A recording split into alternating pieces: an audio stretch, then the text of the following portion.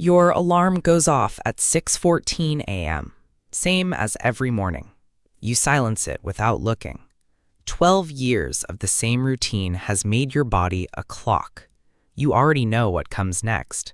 Coffee, shower, the drive to the school where you teach history to ninth graders, the same parking spot, the same weak fluorescent lights, the same chalk dust smell. You are Daniel Reeves, father, husband, teacher. That is what everyone believes. That is what you have believed most days for 12 years. You are pouring coffee when your phone buzzes, not your regular phone, the other one, the prepaid you keep taped behind the bathroom mirror, the one you stopped checking 2 years ago because part of you decided it was never going to ring. It rings. One word in the message, no number, no name. Solnishko. Sunshine. Your coffee cup is still in your hand. You set it down so slowly, so carefully, like if you make a sound, the word will become more real than it already is. Solnishko is your activation code, the word you were told 11 years ago, sitting in a basement outside Vladivostok, memorized and buried and never spoken aloud since. The word that means everything you built here is no longer yours. Your wife calls from upstairs. She wants to know if you've seen her blue cardigan. Your daughter is arguing about something, soccer practice maybe, or a test she hasn't studied for. The sounds of your house fill the kitchen like they always do, warm and ordinary and yours. You delete the message.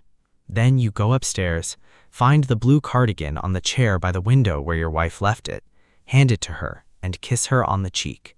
She smiles. She has no idea. At school, you teach a lesson on the Cold War.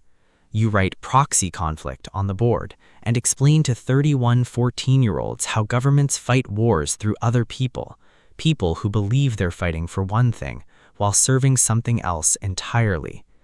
A boy in the third row asks if that still happens today. You tell him it never stopped. By noon, a second message arrives. An address, a time, 9 p.m., in 4 words that close your throat like a fist. We know about Sarah.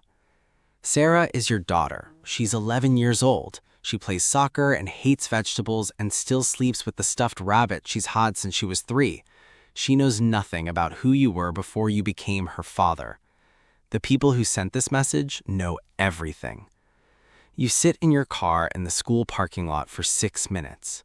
You count them. 6 minutes is how long it takes you to decide that you are going to that address tonight. Not because you are still loyal. You stopped being loyal to them a long time ago. Because the only thing that matters now is making sure Sarah never finds out, making sure your wife never finds out, making sure the life you built, the real one, the one you chose, stays standing after tonight. The address is a storage facility on the edge of the city, Unit 14. The door is unlocked. Inside, a man you don't recognize sits on a metal folding chair. He is maybe 40, clean-cut, the kind of face that belongs nowhere and everywhere at the same time. He speaks to you in Russian, your first language, the one you dream in when you're sick or exhausted, the one you haven't spoken aloud in over a decade. He calls you by your real name, not Daniel Reeves. The name lands in your chest like something cold. He slides a photograph across a plastic table, a man, mid-50s, gray at the temples. You recognize him, a defense contractor. You've seen his face in local news. He tells you this man has documents that would expose a network, names, locations, 12 years of operations. Your name is in those documents. Your name. Your real name. If those documents surface, everything collapses. Your cover, your life, your family. He tells you the job is simple, clean, by morning. And when it's done, you disappear, extracted, relocated, given a new identity. He says this like it's a gift. You ask about your family. He smiles. He says your family will be fine as long as you cooperate. That smile tells you everything. Your family is leverage, not a promise. The moment you complete this job, you become a loose end. And loose ends don't get relocated. Loose ends disappear. You nod. You tell him you understand. You walk out of that storage unit with the photograph in your pocket and 12 years of buried training waking up in your hands. But you are not going to do what they sent you to do. You drive home. You do not go inside. You sit in the driveway for a long time, watching the light in the upstairs window. Your daughter's room. The one with the star sticker she put on the glass when she was 7 that your wife never had the heart to remove. The light goes off at 9:47 p.m. She is asleep. You open your glove compartment. Behind the registration papers and an old parking ticket, there is a folded piece of paper you put there 3 years ago. An address, a phone number, a name. Agent Carla Mendez, FBI Counterintelligence. You found it online, printed it, folded it, told yourself you'd never use it. Tonight, you use it. She picks up on the second ring. You speak for 4 minutes. You tell her your real name. You tell her about the network. You tell her about the contractor and the documents and the man in Unit 14. You tell her you will give her everything. Names, locations, operational history going back 12 years, but you have one condition. Your family walks away clean. No investigation, no questions, no record that they ever knew anything. Because they didn't, because you made sure of that. She is quiet for a moment. Then she asks where you are. You tell her you'll come in, but not yet. There is one thing you need to do first. You drive to the contractor's house, not to complete the job, to warn him. You know what happens if those documents disappear quietly. The network survives, resets, rebuilds. 12 years from now, another version of you is sitting in another storage unit getting another photograph slid across a table.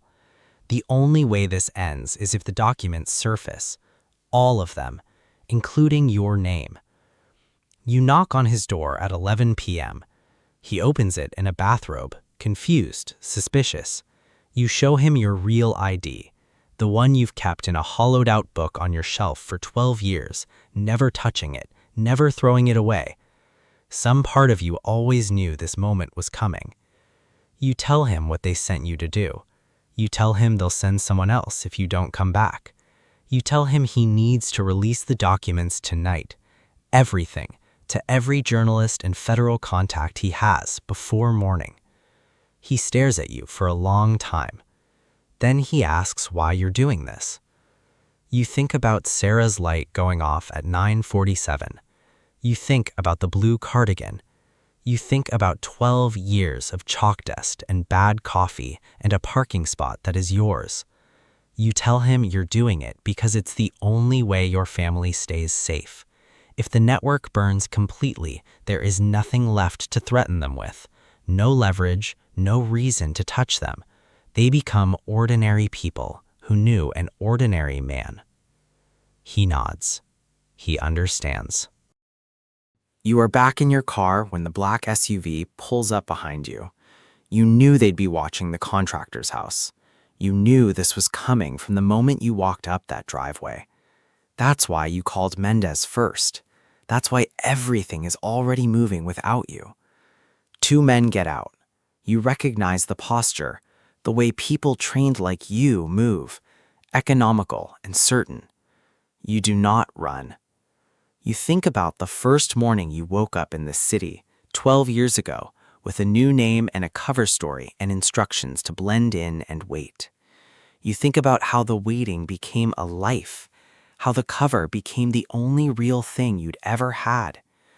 You think about Sarah's rabbit, the star sticker on the window, the way your wife says your name, your fake name, the name she gave meaning to. You step out of the car with your hands visible.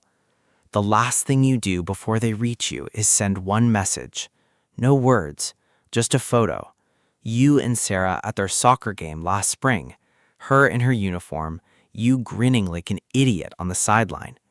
You send it to your wife's phone. She'll wake up to it in the morning. She won't know why you sent it. She'll probably just smile. That's enough. The men reach you. You don't fight. Some things are worth more than surviving them.